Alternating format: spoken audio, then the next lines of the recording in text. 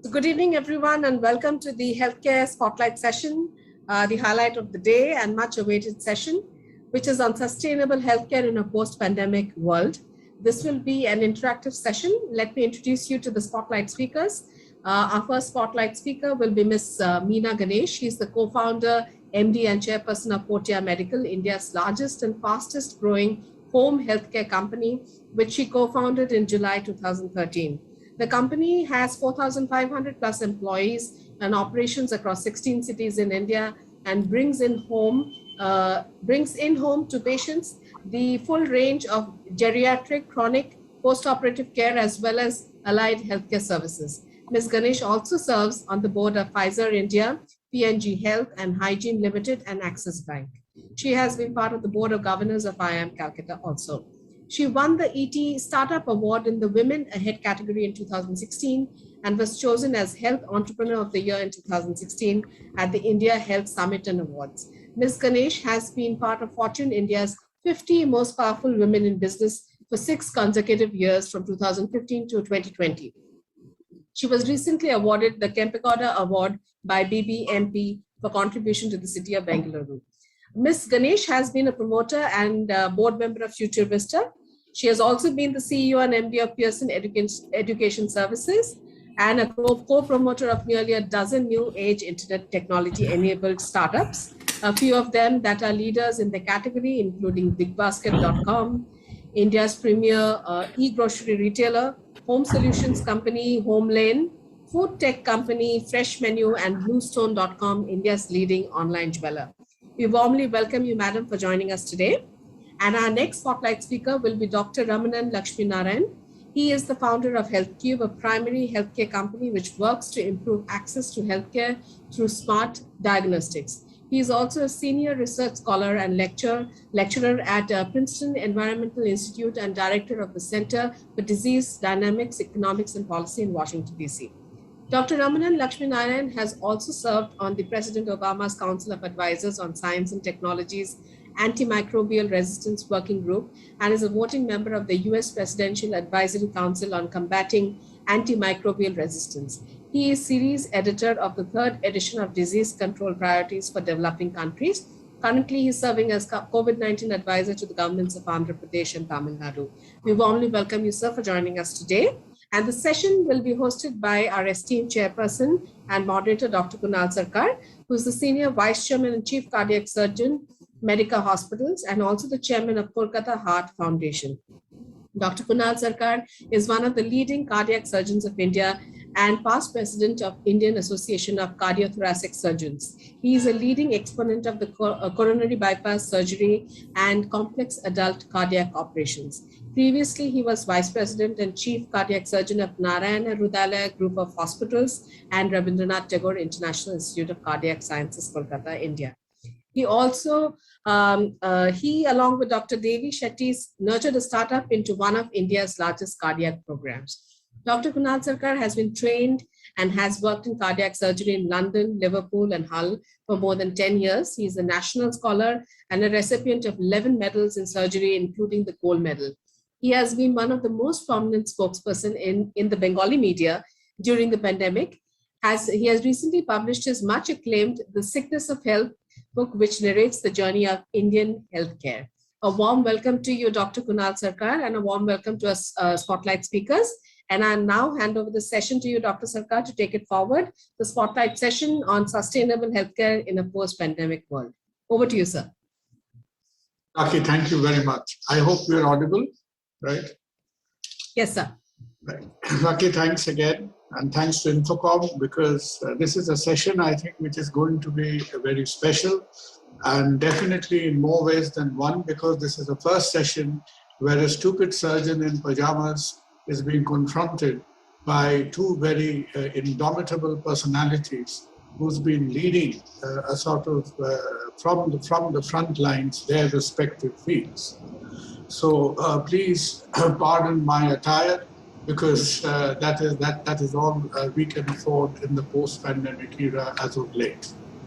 Welcome to this session, and I think, before we get lost in the perspectives, the definitions, the ingredients of today's discussion, I think we will start with Ms. Ganesh, who gives us, in her own way, that what constitutes her domain area of work at this point of time.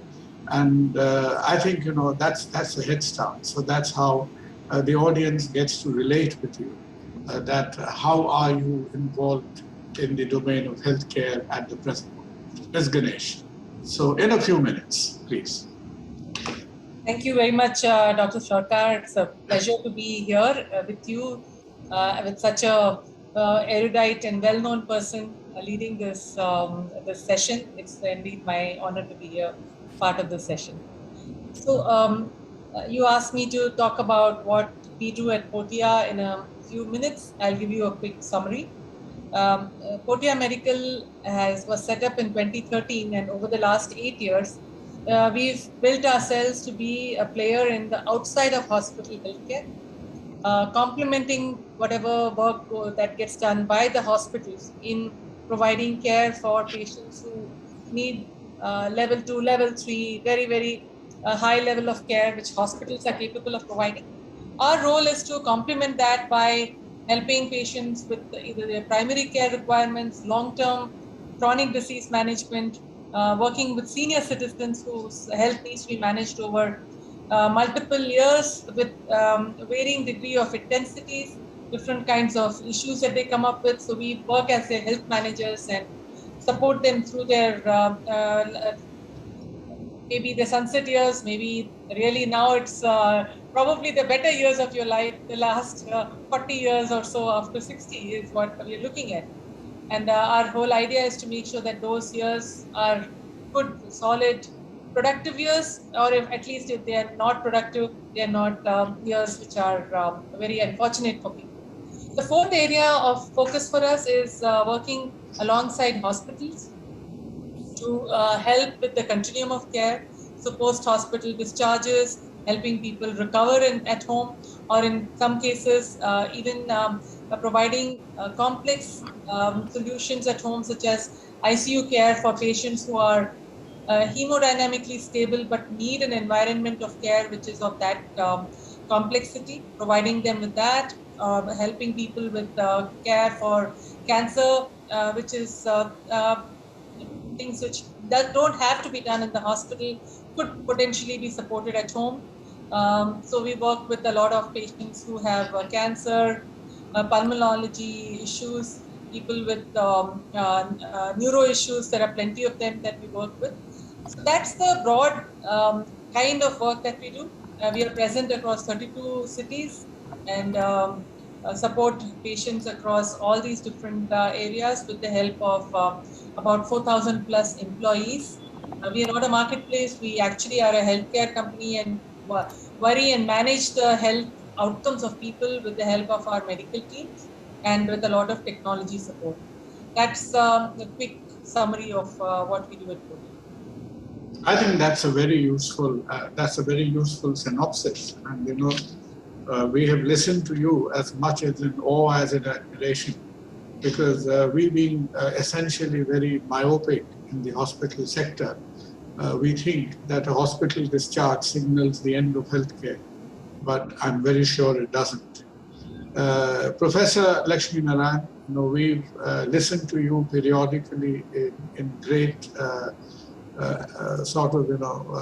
attention during all your deliberations during COVID, especially the ones you did in and around the first wave period.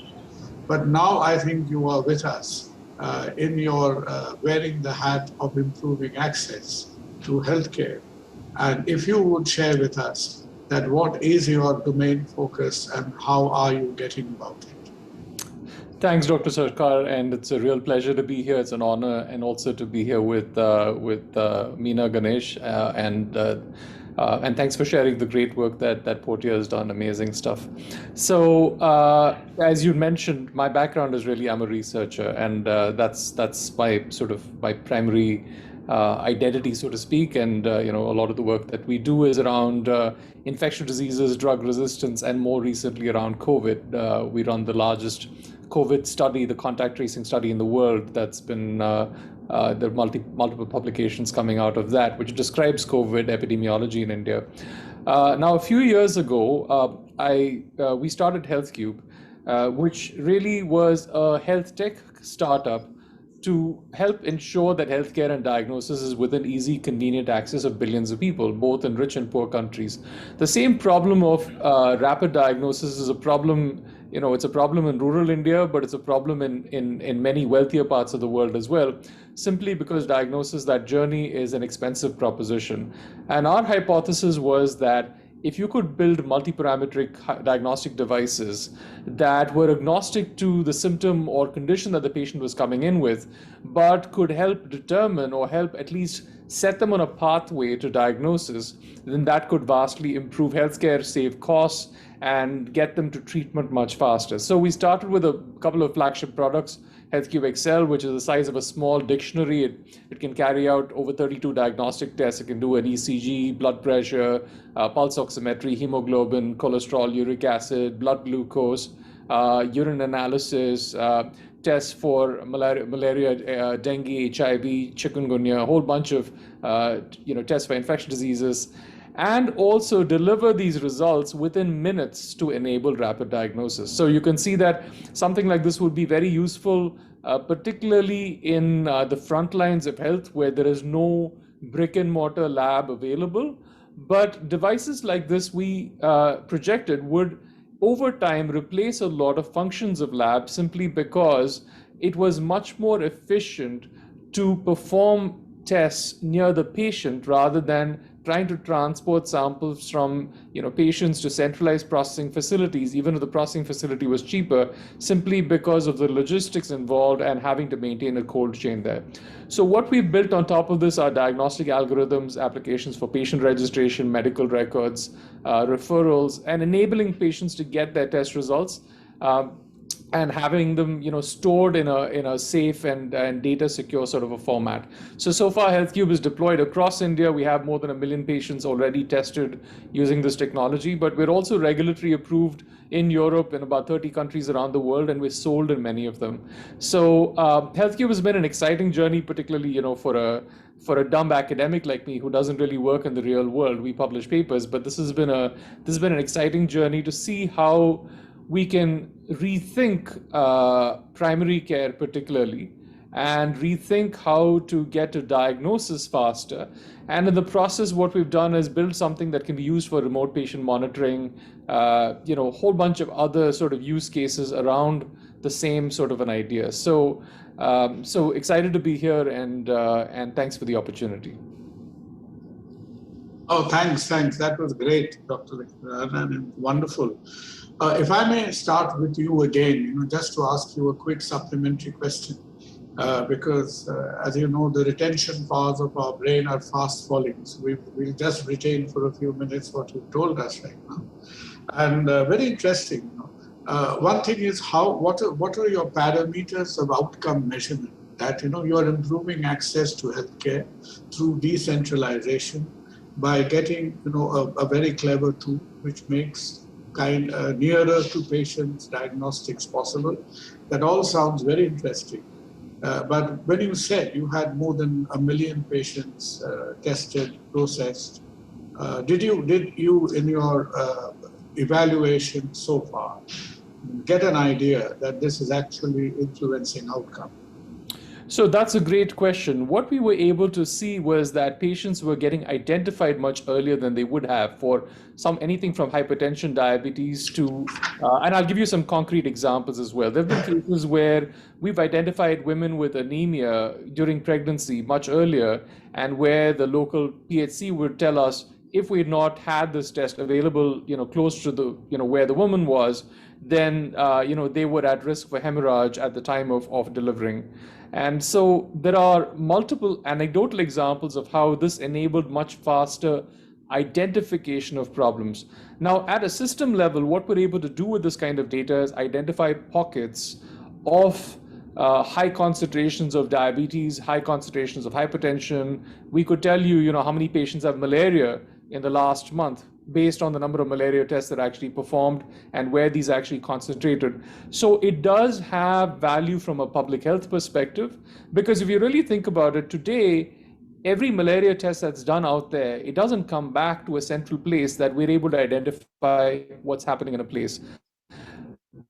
A system like this is also useful for early detection of pandemics or epidemics, because if you see a cluster of abnormal respiratory disorders or pneumonias in a particular place, then that enables you to pick that up and say there's something that's actually going on here.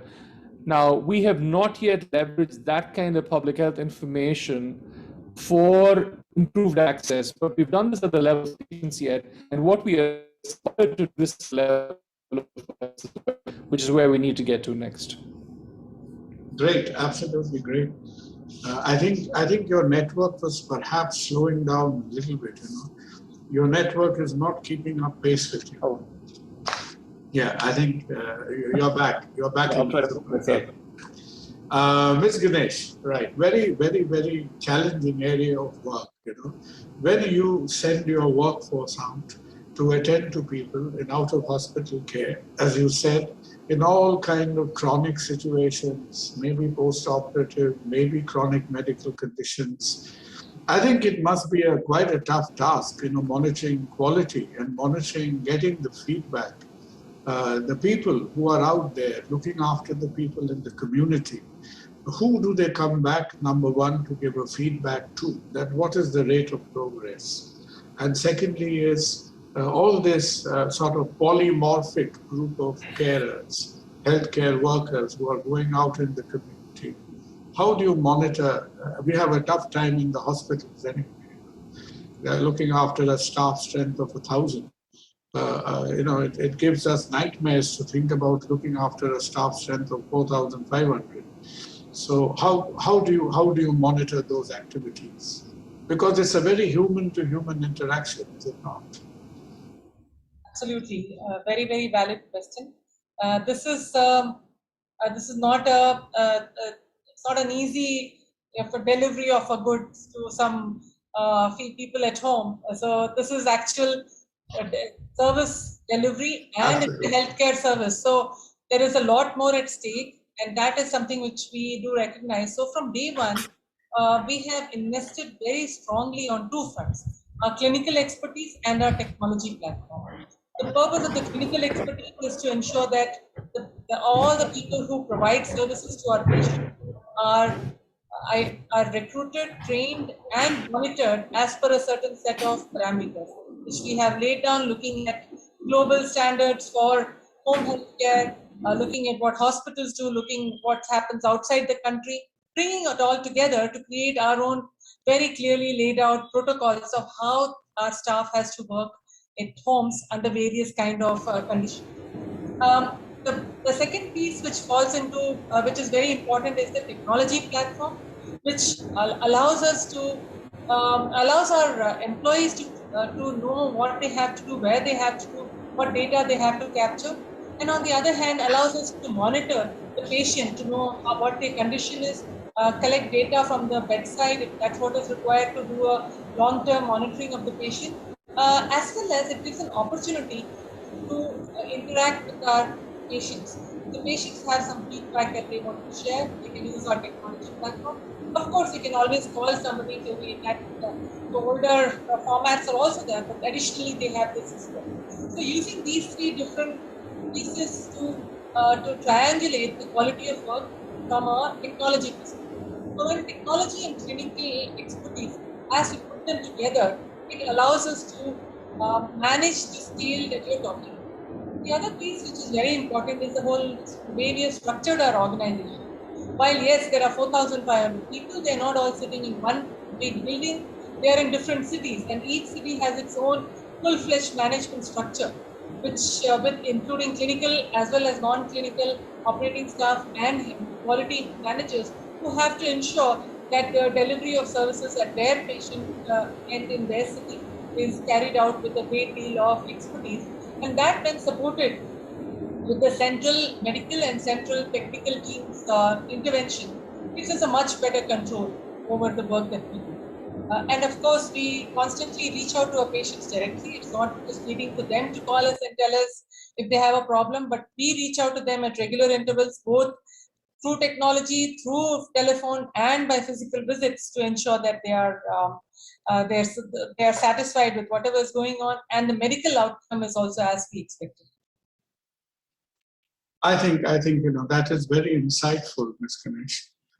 If I may give you your next sort of food for thought question, that in its very nature, I'm not sure. I really, I'm getting old, but haven't availed of your services yet.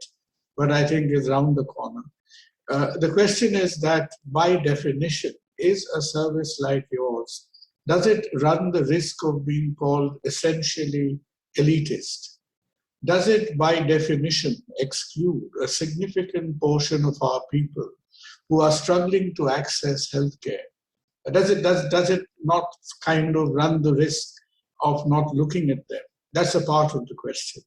And the next part is that in this day and age, when you have this deluge of different low-paying popular healthcare schemes, some successful, some struggling throughout the country, do you envisage a certain position that this kind of community healthcare will be taken over by government programs at some stage?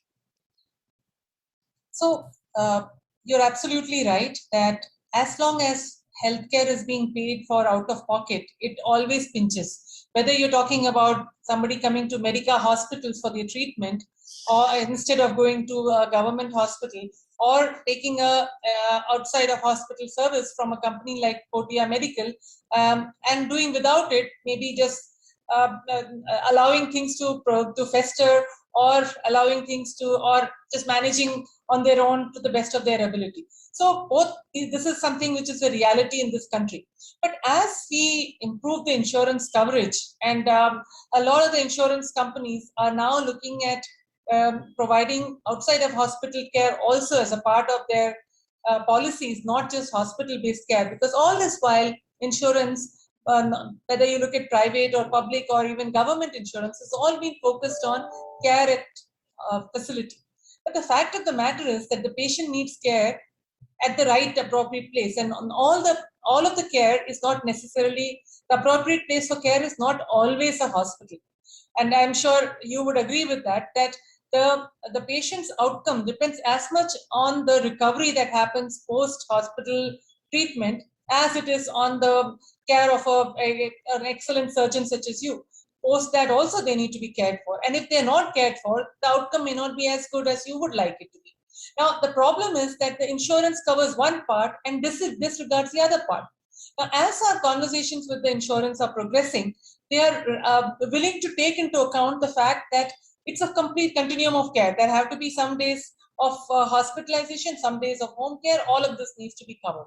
So that is one aspect that we are seeing, which is transforming. Interestingly, COVID has actually brought this more to focus, and a lot of work was done at home during COVID, both wave 1 and wave 2. Wave 1, it was more about monitoring patients. Wave 2, it was providing oxygen therapy and other critical services at home, so because people just could not get to a hospital. Insurance companies have realized that the claim factors in a hospital-based care was very heavy for them in comparison with the home care. So they are interested in seeing, is there a balance that we can achieve between hospital care and home care? So that's one aspect. The other aspect that you're talking about, which is extremely important, that this country is not a country for elders. It is not, people don't care to provide any kind of support. The elders after a certain age do not get even in private insurance, leave alone being covered by government insurance for long-term care. They may get, if they're hospitalized, they may get a coverage, but long-term care, which is also a huge problem which the country faces, that there needs to be some coverage. And from my conversations with the various health authorities, I see there is a realization that we need to do something to support the elders of this country to live a decent life towards a sunset years, which is currently not available at all. So some of those programs are also coming into place and will probably help in offering this kind of a broader care at home, care at community, digital care, in addition to hospital care at a price which is affordable. Great work, and I think what you said contains very important and very fundamental ideas in there. I think your points will be very well taken. Professor Lakshmi Narayan, the great work that HealthCube is doing with decentralized diagnosis, etc. So what is in your experience? Because you see a lot of, not just a lot, but I think almost all of primary health, apart from that remains in the domain of whom we call quacks, and the other that remains in the domain of the mom and pop nursing homes out in the outbacks of India. So apart from that, almost most of the structured primary health lies in the government domain at this point of time. So your efforts to introduce new technology, to bring rapid diagnosis nearer to the people, what kind of resonance and what kind of synthesis can it create, or has it created with the government's idea? Going back to the Bohr Committee of 1943, that still remains the template for our primary healthcare system. So we are not really as modern as we pretend we are. So we are still stuck to 1943 for a healthcare skeleton. So how do you think you are synergizing new technology with a system which is perhaps not the fastest to change? Dr. Sarkar, thanks for that question, especially on the Bohr Committee. I wasn't expecting that, but it's great that you brought it up because, obviously very few people pay attention to what was said back then and the fact that we have made such little progress on public health and primary health since that landmark report, so many years ago. Let me start first with the economics of it.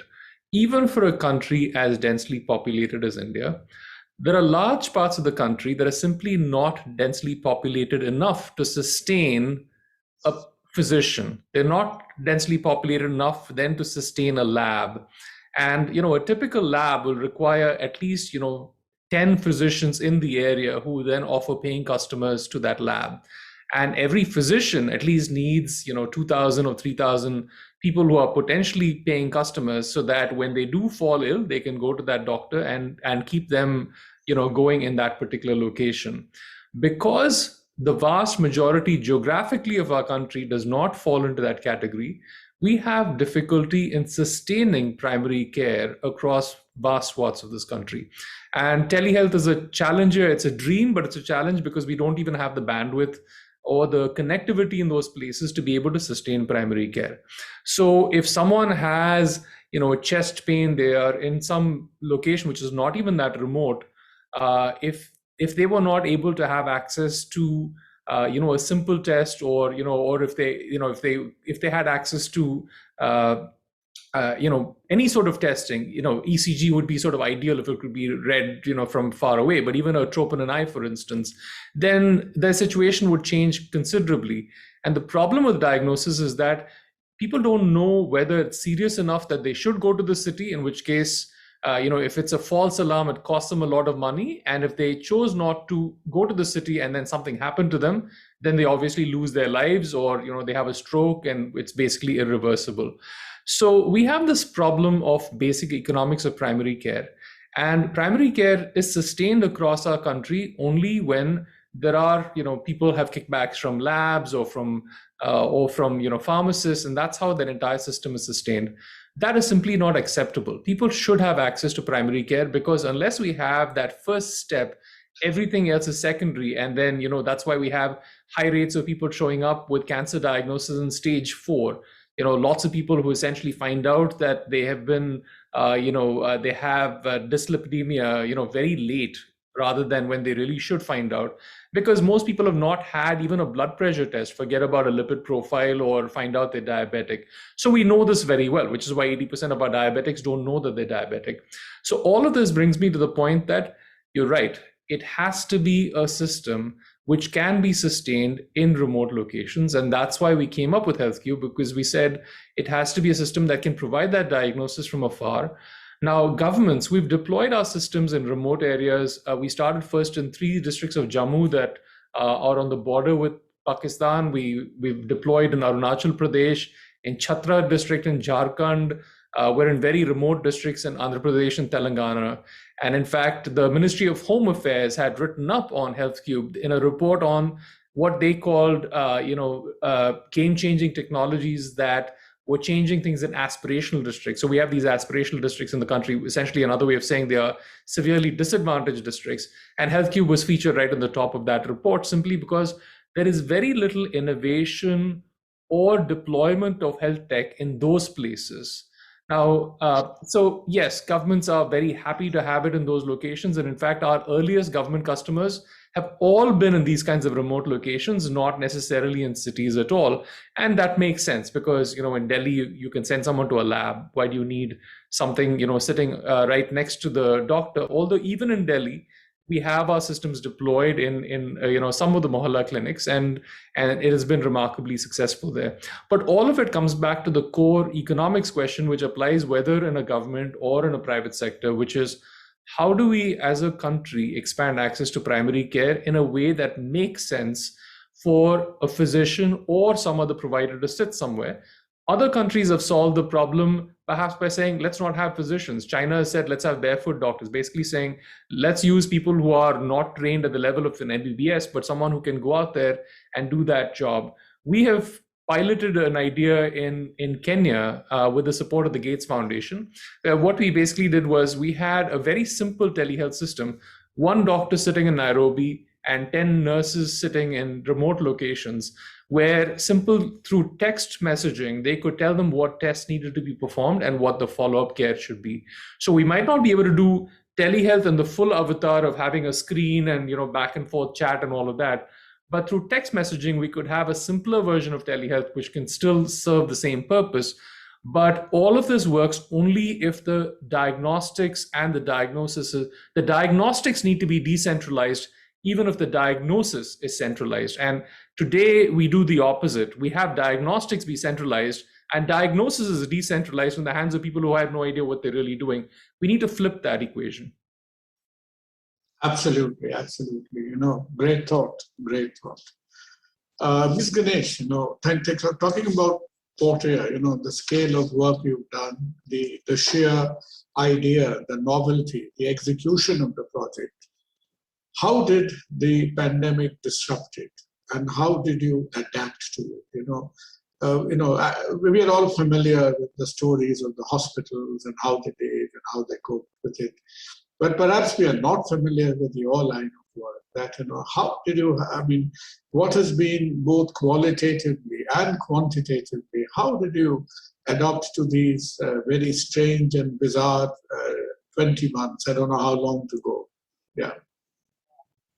A very, very important question, and there is always a lot of learning from these kind of very hard and sudden changes that come about. So obviously, going back to the first wave, then a sudden lockdown really has a huge impact on the businesses which require people to move. It's okay, technology companies can quickly readjust and say, okay, send everybody home, work from home. Healthcare can do that, as neither hospitals nor healthcare at home can do any of these things. Unfortunately, it took a while before things got sorted out, we were allowed to send our people home to provide the healthcare services that they were doing. So it took about a month or two for us to recalibrate and figure out how to continue the services that people needed. But pretty much, barring a few things such as maybe providing a physiotherapy service at home to a patient who's got back pain, they can do without it, they felt, for a few months. Whereas anything which was more critical, whether it is taking care of a senior citizen or somebody who's really sick, needed nursing care or a critical care at home, all of that continued to be not as usual. What changed though is that when the telemedicine guidelines were approved and the state government started to realize that they cannot manage such a large population of COVID positive patients by admitting them into COVID care centers or hospitals or other facilities. As we worked with one of the state governments and gave them the whole plan of how we could work, that was the start of a remote monitoring process that we put in place. So over the last year, we would have supported nearly 4 lakh patients who were home isolated. We monitored them over their entire period of isolation, checked for their condition, spoke to them, healthcare workers spoke to them. We provided doctor teleconsultations for them if they needed that. We sent people home to support them if they needed additional support at home, or transferred them to a hospital in case things became worse. So we found that hardly 2.5% of this 4 lakh population needed hospitalization. So majority of them we could manage, stabilize at home, and release them from isolation, release them from care after the period of time that they were being monitored. So that actually brought to center stage the whole concept of remote monitoring of patients, not just for COVID, but for other situations as well. And in fact, post that, we've been working with some insurance companies who are very keen to see how we can provide this support, not just for patients with COVID, but anybody who has fever, anybody who has got certain set of conditions which we could triage from a distance, provide, do diagnostics at on situ using either technology like what Ramnan has, or actually do blood-based work, or etc. Using that, and then remotely manage and at the right time moving them into a hospital care for those that needed hospital care. So that is from being something which got started as COVID, as a COVID response, it has now become a mainstream offering for us. Now, when you move forward to wave 2, it was a very different situation altogether. Obviously, I mean, I don't have to say anything to the two of you here. It was chaos, and it was I don't know what else to describe it as. So our role then changed a bit. It was not about monitoring people, etc., but actually quickly jumping into the frying pan with our oxygen support, with nursing support at home, with critical care support at home, so that a large number of patients who were probably moderate and perhaps should have, in a different condition where there was hospital beds available, they may have shifted to a hospital, had to be stabilized and managed at home. So we did a lot of oxygen therapy at home. We managed a huge bank of 8,000 oxygen concentrators, supported a number of corporates by creating helplines, at-home support, oxygen management, creating hotel-based isolation centers for them. So a whole number of different services got created. Now, some of them are very COVID-specific, are not relevant anymore, but coming out of them, there were some things which continue to remain. For instance, a lot of corporates still want to have a helpline available for their staff because they don't know what's going to come again. So there is a lot of worry in them. So they want to see how to support them. But COVID support aside, the other thing that was very interesting, which transformed, was the kind of services that we were asked to do at home for non-COVID patients. The level of complexity of that has gone up. A lot of hospitals, insurance companies, doctors, pharma companies have come in and asked us to take on patients with a greater deal of complexity at home. And hospitals are now coming up and saying that we do want to work much more with people such as you, not just to provide a nurse to our patient, but actually take care of a condition. A patient with cancer, after the chemotherapy, between the 2 rounds, they need all these services. Can you do a full-fledged solution for that? So those are some of the changes that we've seen. Very true, very true. Professor Lakshmi Narayan, wearing the hat of somebody who's introducing innovation in primary healthcare. Some of the meetings that I dread is the meeting with the finance people, where some of the terms we as clinicians are perennially allergic to, like returns of investment, who's footing the bill, and there are certain more cathartic terminology like EBITDA, etc., etc. So that for a simple clinician with many holes in the brain like myself scares the daylights out of me. So when you walk the path in primary healthcare with new interesting technology in India, in a situation where allegedly still 60% of healthcare financing happens through out-of-pocket, through private sector, where insurance is still undecided, where the government is forever in a state of either confabulation or confusion, right? So how have you so far addressed the resource question? Because you repeatedly, when you wear your hat as an economist, because we come back to the question, because being a part of the private sector for many a year now, naturally, for given reasons, the private sector always tries to keep a safe distance from primary healthcare for obvious reasons. So how do you marry that apparent contradiction in our ever confused healthcare delivery mechanism? Dr. Sarkar, that's a great question because the economics lies at the heart of every sort of startup in a sense, and that's where you've got to make things happen. As I'd mentioned before, the economics for primary care are pretty weak, especially, and not just in India, they're weak in countries where people are not able to pay and where the government doesn't have a strong role in the primary care system. So this is a recurring problem, not just in India, in everywhere in the world. That's why cost of primary care is so expensive in Singapore, for instance, or in the US, where it's inconvenient to get. You'll have to, if I had to see a primary care physician, my doctor, you'd have to wait, unless it's an emergency, you'll have to wait for 2 weeks. And that's just very standard, that, maybe 2 weeks at the very earliest. So, and at the heart of it, I think the only way in which we have a long-term solution here is through technology. I wouldn't claim that we have cracked this or that we have, all of the answers, but just thinking of it really much more from a sort of an, someone studying health and looking at it from a systems perspective, we really don't have much of an alternative to using technology, because at least in India and certainly many parts of the world, we don't even have the numbers of physicians that we would need to offer primary care. So what we almost need to do is build a kind of bionic arm or bionic, whatever you might think of it, on top of physicians, so that every physician who is in primary care is able to handle 100, 150 patients a day and not just 20 patients a day. We can't afford to do it that way. Otherwise, we'll have to say, listen, we're going to abdicate this part of the system to a set of quacks.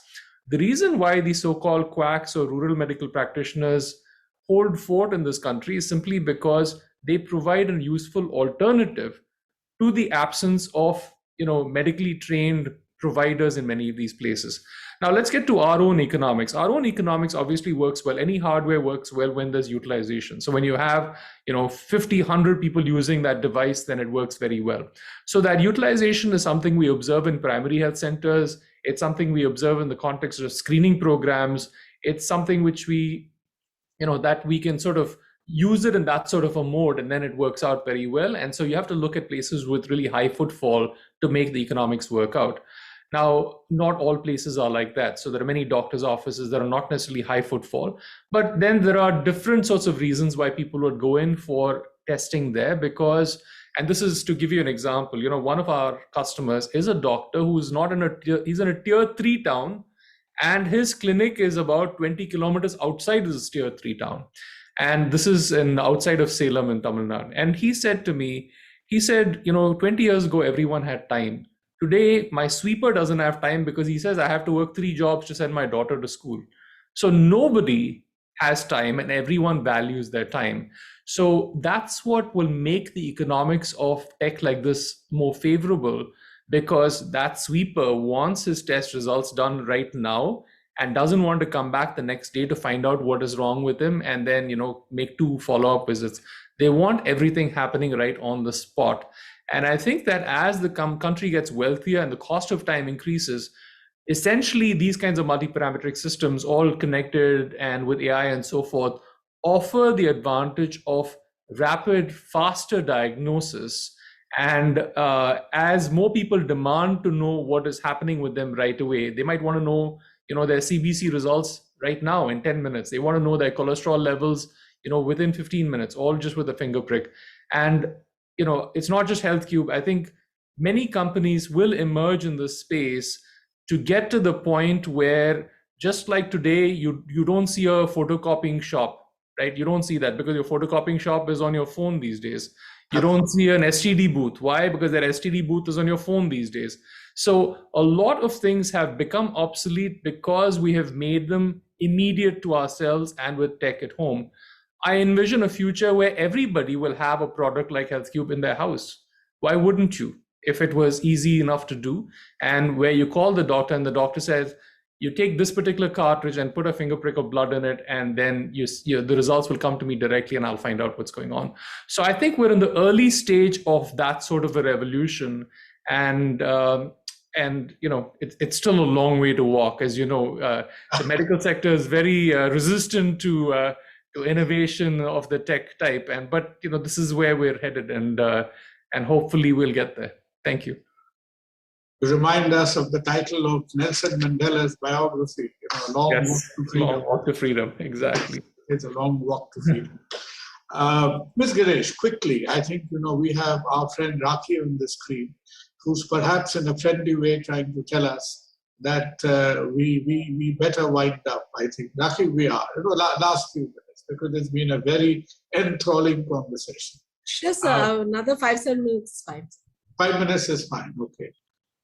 Whatever you do, do not impose financial penalty on doctors. We can't afford it, right? Ms. Ganesh. As long as you all keep us safe, it's fine. Now, moving away from your sort of courtier and the wonderful work with you, your broad experience in wearing many hats across healthcare, tech, startups, etc. What kind of feeling do you get in yourself that are we gradually, especially because you've come up with the context of insurance a multiple number of times, do you feel that overall health insurance is kind of sustainable in India at this point of time? Because whereby you have this, there are about 10 states who are going the state way, there are 10 states who are going the PPP way, there is a central government who's not been able to fund their own flagship program properly. So we want to extract on your wealth of experience to see that when we talk about health insurance, do you eventually see it will be all kind of a state? Is it like a de facto nationalization looming in front of us? Or do you see that it's a comfortable existence for health insurance as they are? Because I think a lot of people are chewing onto their nails right now because there is so much of confusion. Our minds, to me, the minds are not made up yet. How do you look at it? Dr. Sarkar, firstly, I must confess I am no expert on health insurance to offer any pearls of wisdom. But as one another player in the healthcare ecosystem, I can say that I don't see how it can move to a place where there is one common insurance across the entire country run by the government. I see that as a far dream, if at all it happens, and whether it will provide the satisfaction that all of us would have, because if it is, each person has a requirement and has probably a willingness to spend different amounts of money for their healthcare. You try to give a sort of a socialist kind of a solution for all. I don't know whether that will work in this country. Point number one. Point number two, I think we are far from a place where the government has the capability, whether financially or from an operating perspective, to take over all of that and run on its own. It has to be a combination of public and private, not just in the insurance space, but in the healthcare space, as it is in education or anything which is a common good that the country requires. I don't see any option but to have a public and private partnership in making it work. Any other format is very, very difficult and far away for us. That appears to be common sense, but as we all know, that's such a rare commodity that sometimes you've got to look high and low in trying to locate that. Yes, I think there would be larger consensus of that. So perhaps I think we need to, all good things come to an end. And before we wind up, I just have a synopsis of a question for Professor Laxminarayan, that in his experience, both in public health and in economics, etc., how would he give us a very synoptic view of what, according to you, constitutes sustainable healthcare? Well, that's quite an ask, isn't it? Because we're so far away from it that it's even hard to imagine what it is. I think of what I would want for myself or for my mother, who's 83 years old, who again is a potential Portier customer, for instance. I think what we'd look for is a healthcare system that really works for everyone. It's one of these things where, just like with education, we cannot have health be accessible only to some and not to the others. And health, for that reason, has to be inclusive to everyone. And that's the reason for the government role, where people are not really able to pay.